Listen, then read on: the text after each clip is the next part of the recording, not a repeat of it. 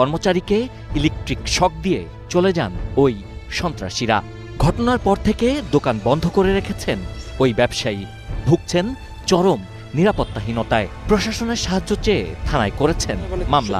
সামনাসামনি চাঁদা চাইতে পারে না, বল কেনার ব্যাট কেনার টাকা চাই, মহাজনে দিয়ে যায় যেন কোনো ভেজাল না হয়। এরকম করতে করতে পরের দিন এসে কয় 2 লাখ টাকা দিবি, নাহলে কবরে থাকি। এখানে ফারুক নামে একটা লোক আছে, উনি চাইছে আর কি। আমরা 2 দিন ভয়ে বন্ধ করে রাখছি, জীবনের হুমকি দেখেছি, মানে মারা ফেলা একবার টাকা। 19 ফেব্রুয়ারি বসিলার 40 ফিট রোডে একে পিচ টাওয়ারের নিচ ও দোতলার সব দোকান বন্ধ রাখার নির্দেশ দেন একই চাঁদাবাজ গোষ্ঠী।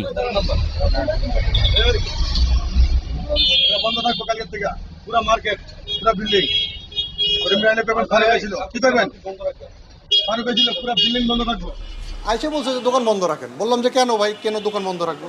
ওনারা বলছে যে আপনার দোকান বন্ধ রাখতে বলছে, বন্ধ রাখবেন। এই যে কিছু লোক আসছে আপনারা আইসা বলছে